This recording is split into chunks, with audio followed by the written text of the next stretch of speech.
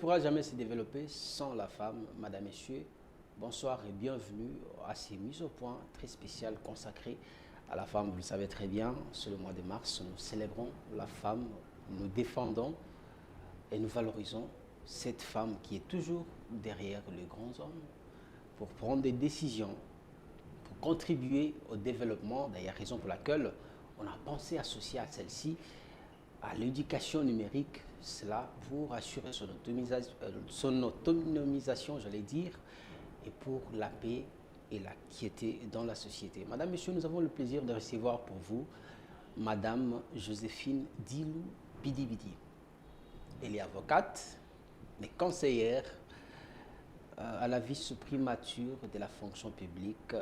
Madame, bonsoir, bienvenue sur le plateau de Mise au Point. Bonsoir, c'est un plaisir. Bonsoir. Je vous en prie. Merci. Nous vous recevons sur ces plateaux de Mise au Point. Ok.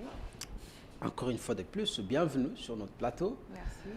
Alors, quand j'étais en train de préparer cette émission, lorsque je l'ai annoncé d'ailleurs, les gens se sont posés des questions.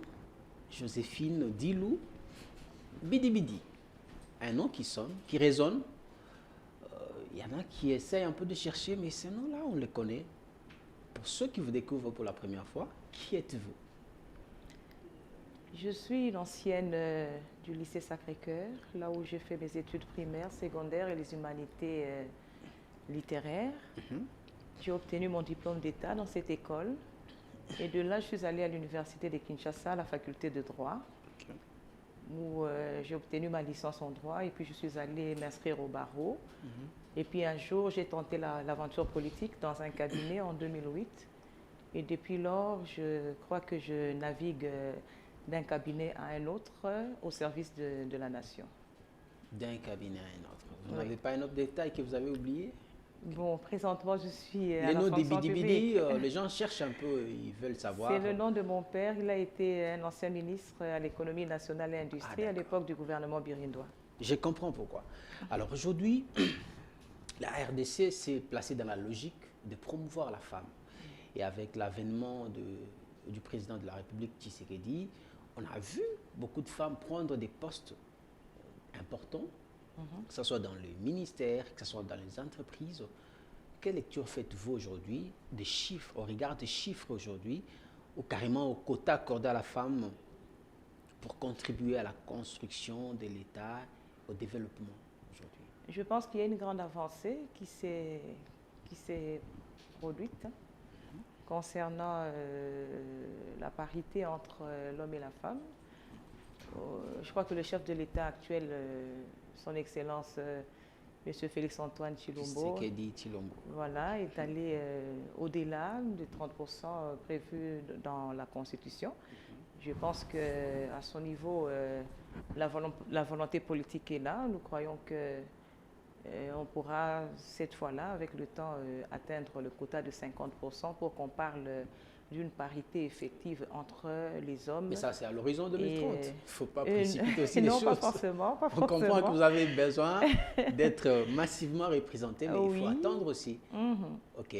Alors, vous vous êtes présenté ici comme une ancienne conseillère dans plusieurs cabinets, que ce soit ministériel ou encore à l'Assemblée nationale, où on a vu votre apport aux côtés de l'ancien président de l'Assemblée nationale. Tout à fait. Il est vrai que la compétence n'est pas féminine, mais il est tout de même important de souligner aussi que le milieu, que ce soit professionnel ou politique, c'est un milieu à dominance masculine. C'est exact. Comment est-ce que vous arrivez à vous en sortir dans un tel milieu et surtout comment est-ce que vous arrivez à faire entendre votre voix lorsqu'il s'agit par exemple de prodiguer des conseils à votre autorité? Bon, je dois dire d'emblée que je n'ai jamais été une personne complexée, du moins en ce qui me concerne. Je me sens très à l'aise de travailler dans un milieu mixte, c'est-à-dire là où on évolue avec les hommes et les femmes. C'est vrai que les hommes sont majoritaires dans le milieu professionnel, mais bon, moi je trouve quand même ma place. Je trouve ma place, je me sens très à l'aise, je me fais valoir par rapport à ce que j'ai comme expérience, à ce que j'ai acquis comme connaissance à l'université. Et je crois que pour me faire entendre dans un tel milieu, ça ne demande pas grand-chose. Mais souvent, il y Ça a ne des demande pas débats qui, grand-chose. par moment, si on n'est pas outillé, on peut penser que ce sont des attaques personnelles. Lorsqu'il faut prendre des grandes décisions, des décisions importantes, ça se passe souvent comme ça dans des milieux professionnels. Vous devez vous imposer par la compétence. Comment est-ce que ça se passe? Il y a des débats, effectivement, peut-être au cours de réunions. Évidemment, ça ne se passe pas un peu comme c'est au Parlement. Hein. Au Parlement, ce sont également des débats par rapport à une matière donnée, hein, telle que c'est repris dans l'ordre du jour. Mais au sein du cabinet, nous sommes, quand on est conseiller, on est plus dans des avis techniques. Et je crois qu'il n'y a pas tellement grand-chose. Bon, le débat n'est pas tellement à chaud, hein, parce que je crois qu'on est dans une sorte d'organisation. Le cabinet est organisé un peu comme dans toutes les sociétés. Absolument. Vous avez un directeur du cabinet, vous êtes le collaborateur autour de lui, il y a un ministre, ça dépend, un ministre d'État ou le président enfin un chef de corps qui vous dirige. Mais le débat qui se fait, c'est par rapport à un sujet. Si vous avez à dire, vous intervenez. Vous n'avez rien à dire, vous n'intervenez pas. Okay. Il faut qu'il y ait quand même une certaine pertinence par rapport à votre intervention. Et la pertinence, ça dépend de la matière. Mais la vraie question, est-ce que vos avis sont pris en compte? Parce qu'il y a des femmes qui pensent que, parce qu'on est femme, on doit... il faut laisser la place à la femme. Donc quand elle dit quelque chose, même si ça ne tient pas, il faut accepter tout simplement parce que ça vient d'une femme. Non. Laisser la place à la femme qui a quelque chose à offrir, oui. Okay. Laisser la place à la femme comme un cadeau, moi, j'ai jamais été pour le cadeau. Moi, je pense toujours que la femme doit mériter la place qu'elle occupe. Elle doit être en mesure de défendre ses positions. Elle doit être en mesure d'offrir le meilleur d'elle-même lorsqu'on lui confie, par exemple, une mission de responsabilité. La méritocratie, c'est très, très important dans le cadre de la participation de la femme dans les instances de prise de décision. Absolument. Alors aujourd'hui, il est vrai que la parité entre hommes et femmes, ça devient un peu comme un refrain et tout le monde aimerait vivre cela. Pourtant, dans l'effectivité ou carrément dans la pratique, on ne sent pas un travail. Qu'est-ce que je veux dire par là? C'est-à-dire qu'aujourd'hui, la jeune femme, elle est beaucoup plus superficielle qu'objective. Elle s'adonne plus à ce qui est réseaux sociaux aujourd'hui. Ça, il faut le reconnaître avec la vague TikTok et machin. Ce n'est pas un peu comme votre époque où vous étiez vraiment consacré aux études, vous aviez des défis. Comment est-ce que vous définissez la femme d'aujourd'hui? Est-ce que vous pensez vraiment que à l'horizon 2030, comme tout le monde le souhaite, la relève sera assurée pour que cette fille d'aujourd'hui soit à même d'être une femme capable de compétir ou carrément de porter la charge, parce que c'est aussi une charge, une responsabilité. Égalité là, 50-50. Les hommes ne vont pas être contents de voir quand même les femmes prendre toute cette place comme ça. Ça va être vraiment un duel, quoi. Est-ce que vous êtes sûr aujourd'hui, au regard de cette génération, tout ce que je viens de dire ici, comment est-ce que vous trouvez la femme d'aujourd'hui? Bon, nous avons vécu à une époque où les nouvelles technologies de l'information et de la communication n'étaient pas développées comme aujourd'hui. C'est vrai que nous avions eu le temps de nous concentrer aux études. Nous avions eu peut-être moins de temps de se divertir. Parce que c'était entre l'école et la maison. Le divertissement, c'était peut-être pendant les vacances. Bon, aujourd'hui, je dois dire que le développement de nouvelles technologies font en sorte que la jeune fille d'aujourd'hui a plus les yeux tournés vers les réseaux sociaux. Et puis, bon, il y a également l'appât du gain facile, c'est vrai.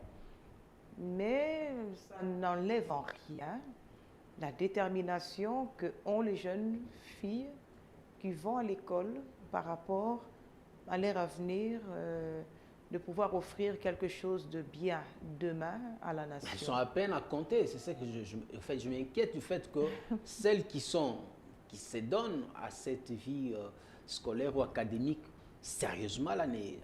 Elles sont à peine à compter au bout Non, du évidemment, doigt. pour gérer, par exemple, le pays, c'est pas tout le monde qui gère. Mais ça fera également que... C'est une poignée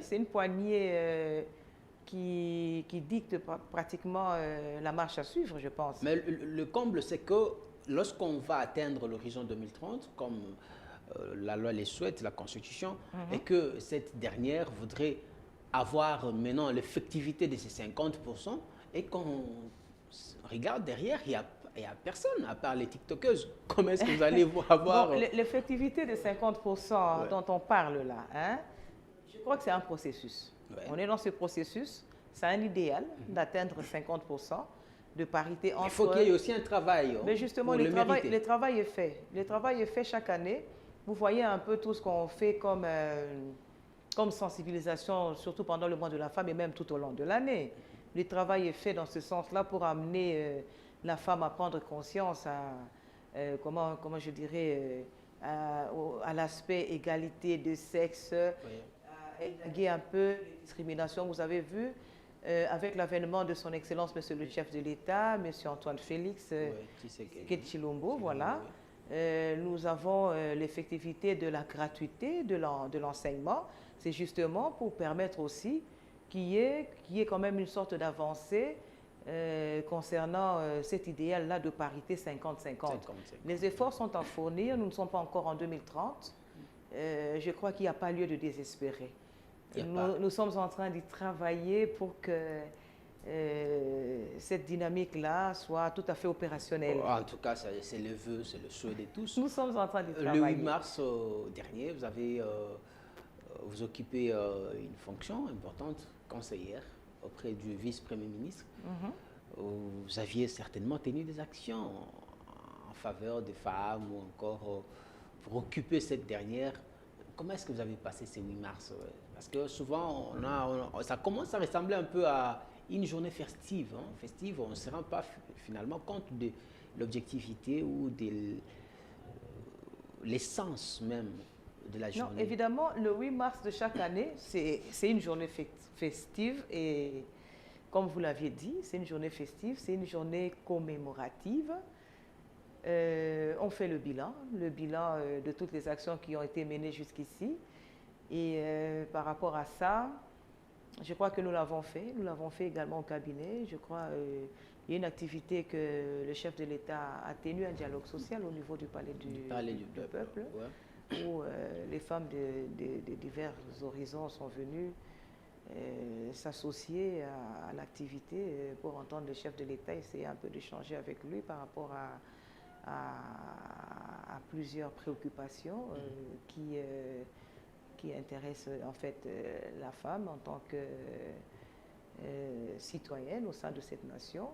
Bon, je dois dire que le mois de mars est en cours, on n'a pas encore fini avec les activités, on n'a pas encore fini de faire des bilans autour des avancées, qu'est-ce qu'on peut projeter par rapport à plus tard. Le thème pour cette année, c'est un thème très intéressant par rapport au numérique, par rapport à l'accès de femmes aux nouvelles technologies. Ben, je crois que nous allons travailler par rapport à ce thème-là qui est très important pour le développement de la femme, son autonomisation et également pour la paix. Alors, il y a quelque chose que je n'ai jamais compris, c'est que lorsqu'on était à l'école, ou lorsqu'on est à l'école, en tout cas, il n'y a pas de différence entre filles et garçons. À quel moment la femme devient faible? Parce que très souvent, on entend, non, la femme, c'est un être faible. Donc, comme pour dire qu'il faut laisser un peu de l'espace à la femme, et que même si ça ne va pas trop, il faut comprendre qu'elle est faible. Un peu comme un handicap qu'on essaie un peu d'assimiler au sexe féminin. À quel moment la femme devient faible? Parce qu'on ne comprend pas. La faiblesse est au niveau mental ou carrément c'est une faiblesse physique? Qu'est-ce qui justifie un peu ces clichés qu'on essaye de coller à la femme? Parce que j'ai connu plutôt des femmes beaucoup plus fortes que les hommes. Bon, moi je dirais que c'est une considération sexiste et même désavantageuse plutôt, hein, Ok. de considérer la femme comme étant un être faible, parce qu'en ce qui concerne la faiblesse, je ne sais pas si on doit parler faiblesse ou vulnérabilité, je crois qu'à un moment donné de la vie, que ce soit un homme comme une femme, la Tous vulnérabilité, on est vulnérable, ouais. à un moment donné, lorsqu'on passe par des zones de turbulence, à un moment donné de la vie, on peut d'une certaine façon démontrer une certaine faiblesse, une certaine vulnérabilité. Ça n'a rien à voir à la condition de la femme que de parler de faiblesse en ce qui la concerne.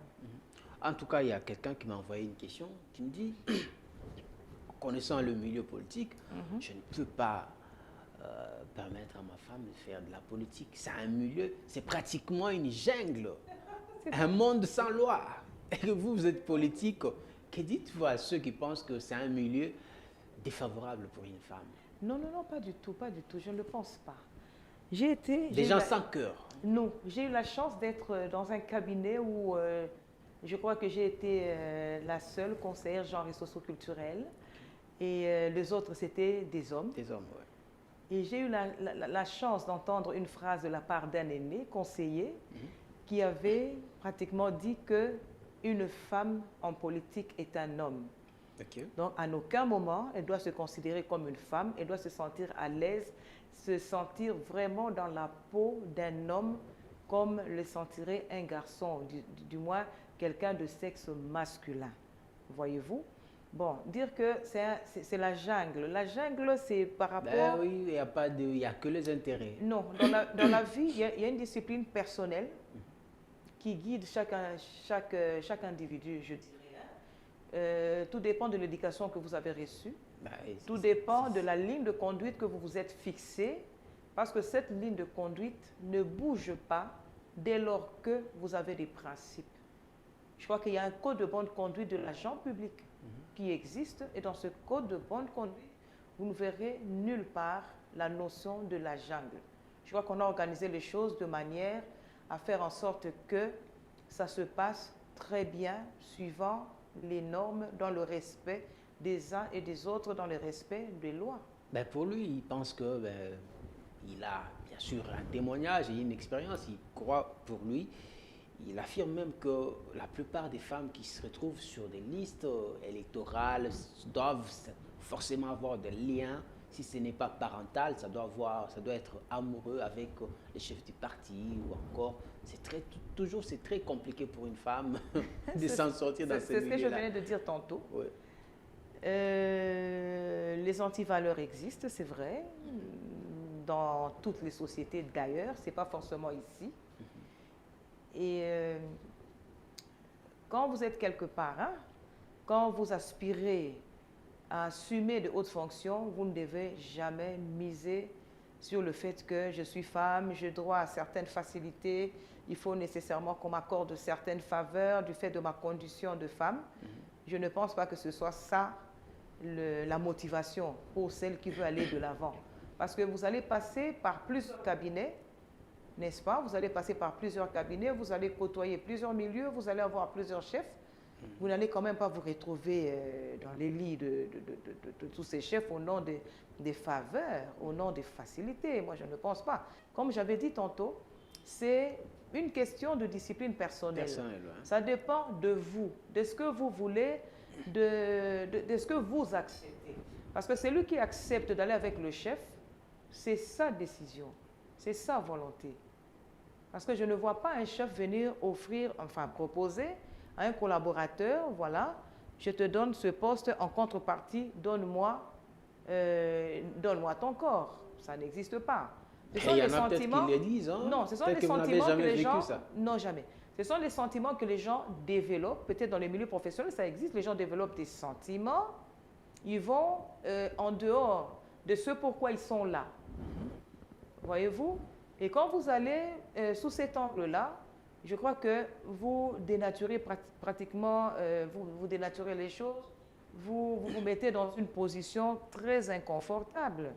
Ça ne vous coûte rien lorsque vous avez étudié de vous faire valoir par rapport à ce que vous avez dans la tête. Ça ne vous coûte rien. Et je crois que les hommes respectent les femmes intelligentes. Voyez-vous? Okay. Voilà. Alors, il y a il y a quelqu'un qui me disait, on était en train de rigoler un peu là, il me dit, ces derniers temps, il y a une vague de femmes dites battantes, alors qu'on avait une autre définition de ces concepts femme battante, femme battante. Et quand on va dans la femme battante, là, on trouve que ce sont des influenceuses, des femmes qui aiment la vie facile. Et aujourd'hui, ça perturbe un peu tout. Et Ouais. on ne reconnaît plus la femme, en fait. C'est à peine qu'on a vraiment envie d'approcher une femme parce qu'on s'est dit, elles sont toutes mélangées aujourd'hui. Et vous êtes aussi consciente du niveau élevé aujourd'hui de la dépravation des mœurs, que ce soit sur les réseaux, que ce soit dans la vraie vie. En tant que femme, vous êtes l'une des femmes influentes. Vous avez certainement des gens qui vous prennent pour mentor, des jeunes femmes surtout. Si aujourd'hui vous étiez demandé de donner un conseil à ces femmes qui pensent que la vie doit se limiter là, Bien, si on doit parler en termes de conseils, même pour les porti-porta. si on doit parler en termes de conseils aux jeunes femmes qui me prendraient comme mentor, je dirais que pour moi, la femme ne peut pas se faire valoir par son physique. Parce que la beauté est éphémère. La beauté est éphémère. Un jour ou l'autre, ça finit par passer. Par y passer plutôt. Et en ce moment-là, si c'est ça, votre force, si c'est ça l'appui, ce sera compliqué. Moi, je dis à la femme, il faut avoir confiance en toi, à la jeune fille, d'avoir confiance en elle, d'étudier correctement. Parce que demain, quand la beauté passera, le cerveau sera disponible. Le cerveau pourra t'offrir tout ce dont tu as besoin que le corps ne t'offrira pas. Pourvu qu'il soit déjà outillé.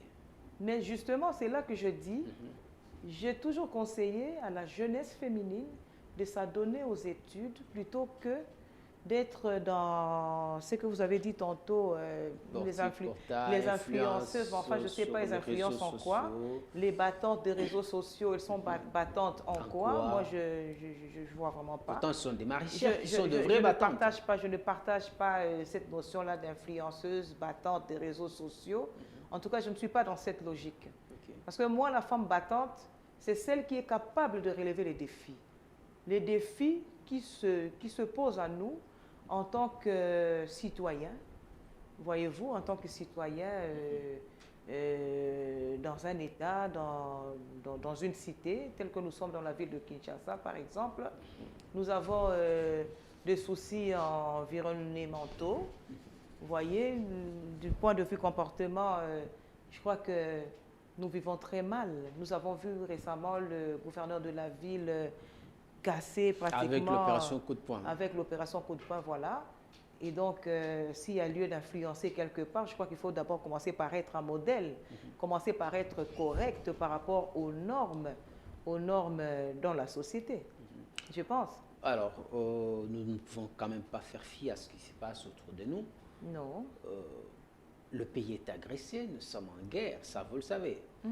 Et dans la partie est où sévit la guerre active, la plupart de ceux qui sont victimes, ce sont les femmes. Ou qui payent le lourd tribut, ce sont les femmes. Parce que quand, par exemple, l'homme s'en va à la guerre et qu'il perd la vie, c'est la femme qui doit assumer le reste. Et c'est cette dernière qui est tout le temps soit violée ou violentée. En tout cas, elle vit dans une situation un peu confuse. Aujourd'hui, en tant que citoyenne, compatriote, un message à l'endroit de cette femme-là qui vit tout ce qu'on vient de décrire ici. Bon, je pense que la situation de la femme à l'est de la République est très déplorable.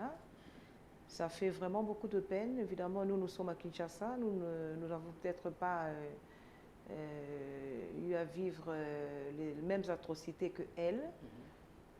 Ça doit être vraiment pénible et même très pathétique. Je crois que le message que je pourrais transmettre à la femme de l'Est, c'est de ne pas perdre espoir en fait. Hein. Les efforts sont en train d'être fournis au niveau du gouvernement et de nos forces armées. Je crois que la situation pourra être réglée d'un moment à l'autre. Ne perdez pas espoir. Restez confiante. Croyez que la paix n'est pas loin d'arriver. Je crois que ce sera quelque chose de bien pour nous tous de voir enfin le retour de la paix à l'est du pays et la fin des atrocités qui met pratiquement en danger ce que nous avons appelé l'accès, comment dire, l'égalité des sexes et même l'éducation dans ce coin de la République. Je vous ai senti un peu émotionnel sur ce point. Mais justement, parce très que ça, sensible. Parce que c'est un sujet qui fait mal. Qui fait mal. Nous avons mal, nous sommes là, un peu impuissantes, mais enfin. Mais bon, nous voulons bien de la paix. Qui ne voudrait pas de la paix? Nous voulons de l'unité de ce pays, de la paix, que la paix y règne, que ceux qui sont nos sœurs, nos mamans, nos enfants qui vivent dans ce coin de la République, qu'ils y trouvent quand même la paix, qui mangent, qu'ils aient à manger à leur faim dans la paix, un peu comme nous qui sommes ici à Kinshasa. Absolument. Ça ne peut que susciter en moi de l'émotion, mais enfin c'est normal. Ah oui, je comprends. Vous êtes également dans la philanthropie. Vous avez une initiative d'une ONG. On n'a pas eu le temps de vous présenter comme tel. C'est déjà quoi votre ONG et ça vise quoi concrètement? Toujours la jeune femme? Non, pas du tout. La situation de l'enfant, de l'enfance, disons la délinquance juvénile, m'intéresse beaucoup. Okay. Je suis très intéressée par la délinquance juvénile, très intéressée par les droits des enfants qui évoluent dans des milieux miniers. Oui. Voilà, c'est par rapport à eux que j'ai monté une structure qui aborde la cause des enfants ainsi que la défense de leurs droits. Oui, ça s'appelle déjà comment? Parce qu'on est curieux, c'est quand même intéressant. Tous pour la cause des enfants. En tout cas, c'est Tous vraiment... pour la cause des enfants. Ouais, c'est très intéressant. Voilà. Alors, 2023, c'est une année qui se veut essentiellement électorale pour les politiques. Vous êtes également politique. Mais il y a une opinion qui se développe déjà, qui pense que la paix doit passer, doit primer. La paix passe avant tout, avant les élections, avant quoi que ce soit. Comment est-ce que vous pensez? Parce qu'il y en a qui ont fait de cette question électorale une question de vie ou de mort. On doit aller aux élections ou carrément après le 20, c'est l'hécatombe. Vous êtes compatriote. Au regard de ce que vous venez de déplorer ici, parce que vous avez parlé de la situation de la femme, on ne peut pas comprendre qu'ici, parce que quand on va aux élections, c'est un peu comme si on faisait la fête ici, alors que de l'autre côté, ça brûle. Oui, nous avons vécu ce cas-là en 2018, je pense. Quand il fallait partir aux élections, à un moment donné, je crois que c'est la CENI ou le président Kabila, mon frère. La CENI, oui. Mais là, c'était un contexte un peu particulier. C'était lié à la santé. C'était pas trop vraiment...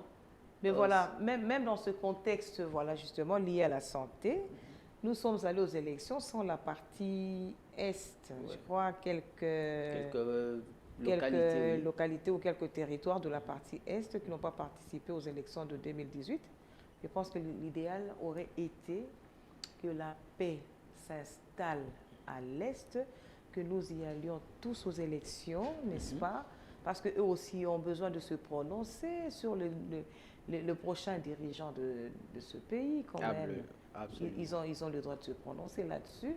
C'est l'idéal, mais néanmoins, si ce n'est pas possible dans les contextes actuels, je ne suis pas à l'avoir autorisé pour décider sur quoi que ce soit. Non, mais vous avez quand même un avis à émettre en tant que compatriote, parce que tous, c'est vrai qu'on n'a pas cette capacité ou carrément ce pouvoir de porter la voix des décideurs. Mais au moins, en tant que compatriote, on peut se prononcer sur cette question. Parce qu'à un certain moment, de l'autre côté, on commence à penser qu'on essaie un peu de jouer les jeux de l'ennemi. Parce que ça, ce n'est même pas une rébellion, c'est une occupation. Imaginez qu'on tienne les élections sans les territoires qui sont aujourd'hui occupés par l'armée rwandaise, parce qu'on ne s'en cache plus. Bon. Est-ce que ce n'est pas là... C'est quand même un sujet délicat. Hein? Ouais. C'est un sujet délicat qui me met un peu mal à l'aise en tant que membre du cabinet, du VPM, je me sens très mal à l'aise pour me prononcer sur ce sujet-là. Ok. Je ne souhaite vraiment pas émettre un point de vue qui risquerait d'être mal interprété. Alors, revenons à la femme. Parce que c'est ce qui vous intéresse. Ok. À la femme et à l'enfant. Ok. Alors, l'opération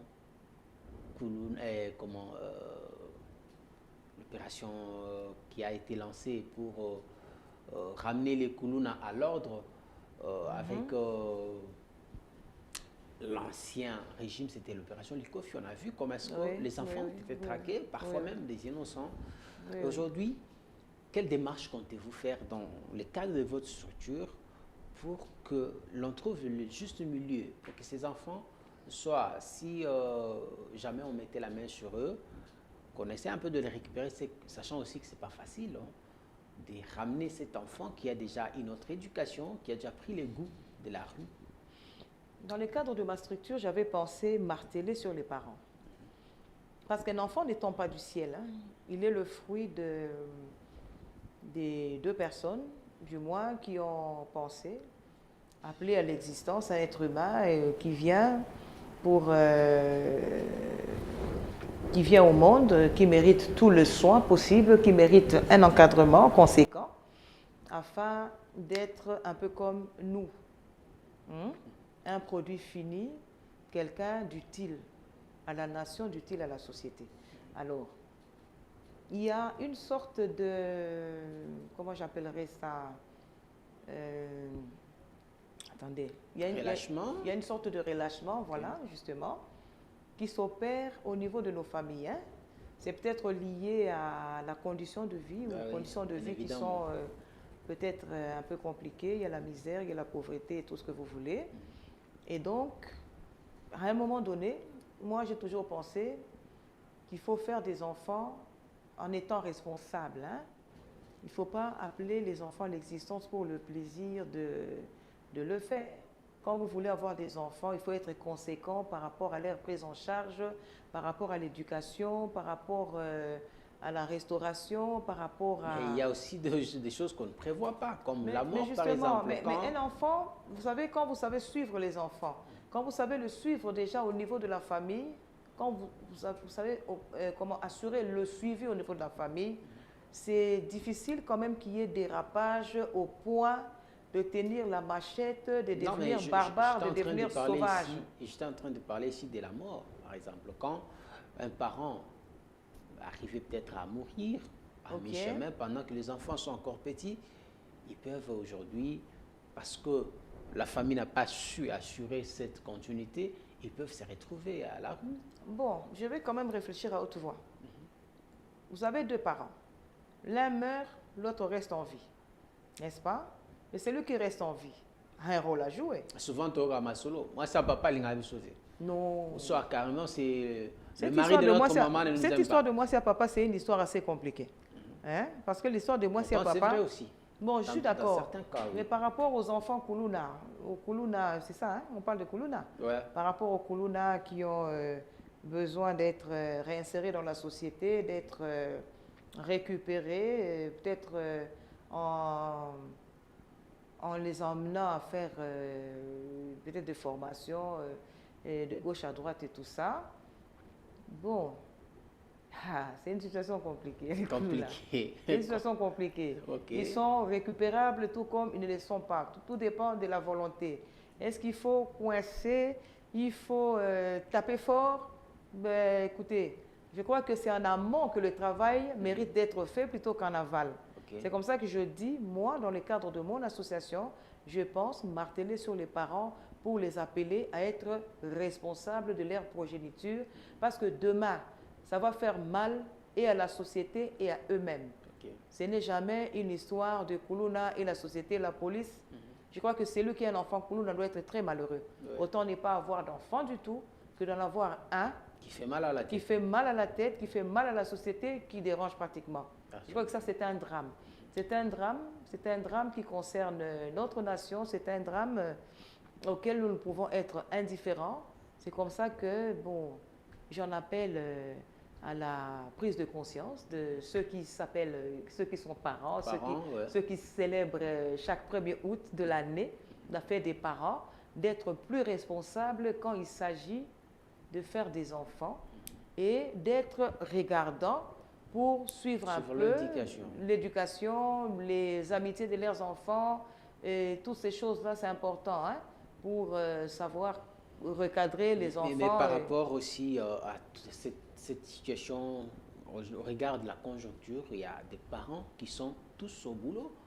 Vous trouvez que les parents sont à la quête de la nourriture pour les enfants, maman s'en va au travail, papa également, et quand ils sont seuls, parfois leurs actes ne sont pas contrôlés. Et que vous vous rendez compte plus tard que l'enfant a développé un certain comportement inhabituel, par exemple, et que ça devient peut-être trop tard pour vous de le récupérer. Est-ce que c'est pour autant qu'on doit demander aux mamans de rester maintenant à la maison, s'occuper convenablement des enfants? Non, je ne dirais pas ça. Être parent, c'est une responsabilité. Bien. C'est une responsabilité qui s'exerce à tout moment, je pense.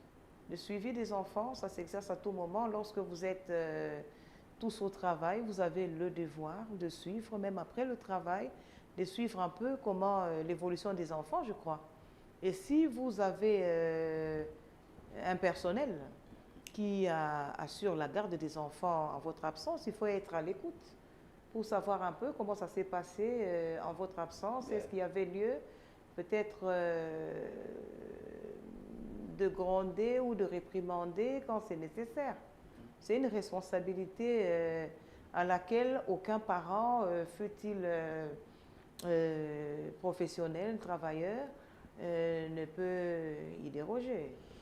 D'accord. Maître Joséphine Dioulou, nous sommes pratiquement à la fin, mais on vous accorde quand même une occasion. Vous avez une caméra en face de vous. Vous allez vous adresser à toutes les femmes qui vous ont suivi, les jeunes femmes, les parents également, dans le cadre de votre ONG, un message très direct qui vient du cœur. Mais bien avant le message, je voudrais vous accorder une petite occasion de vous poser une question que moi, je n'ai pas pu vous poser et répondre. Une question. Posez-vous et répondez. Si on vous donnait la responsabilité de la ville de Kinshasa comme gouverneur, qu'auriez-vous fait pour remettre les choses dans l'ordre? Voilà. Alors, vous avez le temps de répondre maintenant. C'est votre question. Et la réponse viendra également de vous. Mais justement, si j'étais gouverneur de la ville, je crois que je serais peut-être implacable hein, quand il s'agit d'imposer certaines normes à ma ville, comme j'ai eu le cas de l'expérimenter ailleurs, où on voit les villes sont très propres et il y a quand même certains principes qui guident les habitants de la ville pour le respect des normes, le respect de textes.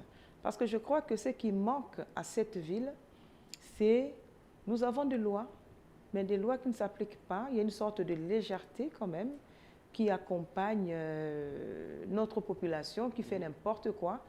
Et je crois que si il m'était donné d'être gouverneur de la ville, je remettrais tout le monde au pas.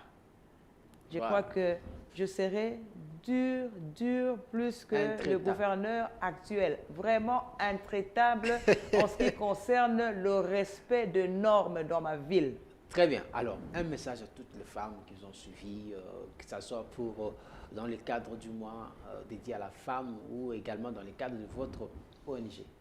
Vous avez la caméra en face de vous. Soyez fiers d'être femme. Je crois que c'est un privilège divin que Dieu nous a fait. En tant que femmes, nous avons beaucoup d'atouts, nous avons le pouvoir de changer beaucoup de choses, mais c'est juste question d'en prendre conscience du rôle qui est le nôtre pour l'édification de cette nation. Je crois qu'à une certaine époque, dans ce pays, à l'époque du Zaïre, je crois qu'on avait dit éduquer une femme, c'est éduquer toute une nation. Et donc, nous avons un rôle très important par rapport à l'éducation des enfants, par rapport au bien-être de la société. C'est nous qui sommes les gardiennes des valeurs ancestrales. L'éducation, c'est beaucoup plus nous, d'abord, les mamans. C'est d'abord beaucoup plus nous. Et donc, soyez fiers d'être femme. Ne vous abattez pas, quelle que soit la situation. Restez debout, croyez en vous. Cette nation a besoin de nous pour aller de l'avant aux côtés des hommes.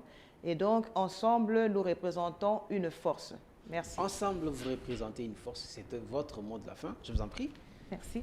Je vous fais une bise. Hein, on a fini C'est à comme vous voter. voulez. Alors, merci. Ok. Merci d'être passé. C'est la première fois, mais ce n'est pas la dernière. Non, non, ce n'est pas la dernière. Nos portes restent ouvertes. Merci beaucoup, maître. Merci beaucoup. Madame, messieurs, à vous qui nous avez suivis, vous avez compris qu'on avait une femme. Hein? Elle a pu défendre les valeurs. À toutes les femmes qui nous ont suivis, suivez ces conseils. Ça pourra vraiment, alors vraiment vous être d'une grande utilité. Et je vous retrouve très prochainement avec un autre invité. Au revoir.